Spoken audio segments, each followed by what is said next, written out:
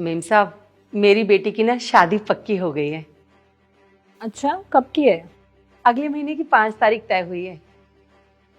फिर तो तुझे छुट्टी भी चाहिए होगी। कितने दिन की छुट्टी चाहिए? ज्यादा दिन की नहीं चाहिए, 4-5 दिन की छुट्टी मिल जाए तो सारे काम अच्छे से निपट जाएंगे।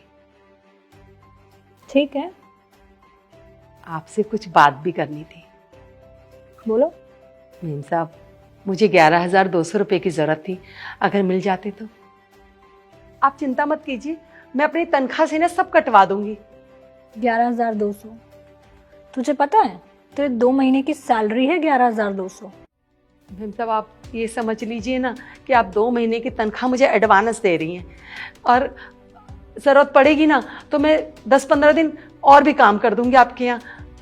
क्या है ना, कल हम लोग बाजार गए थे उसकी शादी के कपड़े देखने। वहाँ मेरी बेटी को एक लहंगा बहुत अच्छा लगा, पर जब उसकी कीमत देखी 11,200 रुपये तो उसने लेने से मना कर दिया। मैं तो माँ हूँ ना, ऐसे कैसे अपने बच्चे को उदास छोड़ दूँ। उसकी खुशी से बढ़कर मेरे लिए कुछ भी नहीं। अगर आपसे पैसे मिल जाएंगे तो मैं वही लहंगा उसको लेकर दे दूंगी। आंटी, तुम्हारी बेटी कितनी समझदार है और तुम थोड़ी सी कम अकल हो क्या? हमेशा ये ब्याज और उधार के चक्कर में लगी रहती हो। अरे, आजकल तो रेंट पे लहंगे मिलते हैं, वहां से ले लो, सस्ता भी पड़ेगा। और अगर जेब में पैसे नहीं हैं तो क्यों लेना है उधार किसी से? फालतू में सर पे बोझ रखा जाएगा तुम्हारे। और कुछ चीजें ना दिल से नहीं सोचनी चाहिए, दिमाग से सोचनी चाहिए। थोड़ा दिमाग यूज कर लो अपना। और अब जाओ, जाके काम करो, सारा घर का काम फैला हुआ है। 11,200 चाहिए लहंगे के लिए।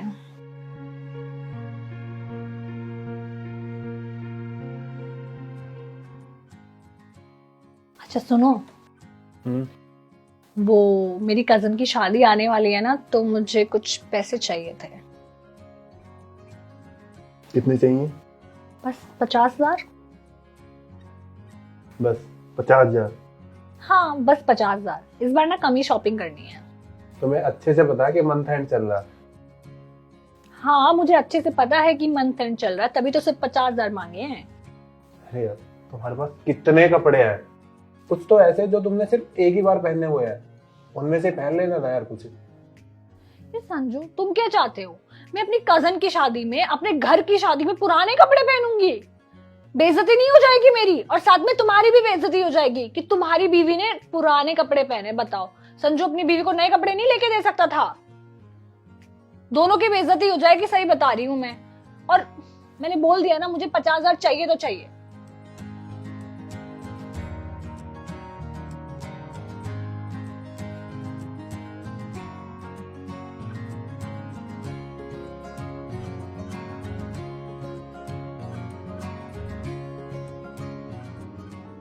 ट्राई करना इनमें से कुछ बच जाए। ट्राई करूंगी कि तुमसे और ना मांगने पड़े। Thank you.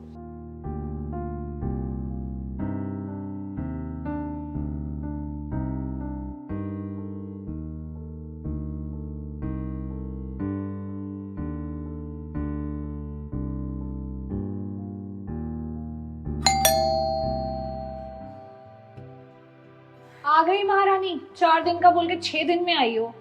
अरे मेम साहब, क्या बताऊं, शादी वाले घर में ना काम इतने बढ़ जाते हैं कि पूछो मत। आज भी बहुत सारा काम छोड़कर आई हूँ आपके यहाँ। खड़ी खड़ी बातें करती रहेगी, अंदर इतना काम फैला हुआ है, चल अंदर। अच्छा, तुम्हारी बेटी की शादी सही से हो गई? अरे क्या बताऊं मेम साहब, उसकी कृपा से ना सब कुछ बहुत अच्छे से राजी खुशी हो गया। चल सही है। वैसे मैंने तुझे कहा था ना, रेंट पे ले लेना लहंगा, सही किया। अरे नहीं नहीं, किराए पे नहीं लिया था। मेरी बेटी को जो लहंगा पसंद था ना, मैंने उसे वही दिलवाया। ये पैसे कहाँ से आए तुम्हारे पास? अब ये मत बोलना कि तुमने ब्याज पे पैसे लिए या फिर उधार। नहीं नहीं मेम साहब, उधार या ब्याज पे पैसे नहीं लिए मैंने। वो कुछ अमीर लोगों ने मेरी मदद कर दी थी, बस उन्हीं की कृपा से सब कुछ बहुत अच्छे से हो गया। कौन अमीर लोग?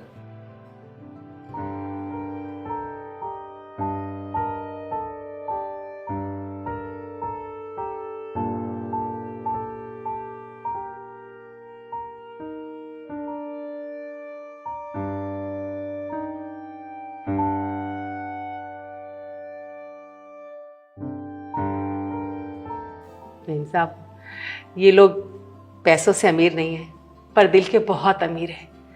इन लोगों ने बिना बोले ही मेरी सारी परेशानी समझ ली और मेरी बहुत मदद की, और मेरी बेटी की शादी में ना कोई कमी नहीं आने दी। कहते हैं ना कि एक गरीब का दर्द, उसकी मजबूरी दूसरा गरीब आदमी ही समझ सकता है। अच्छा, मैं काम कर लूँ।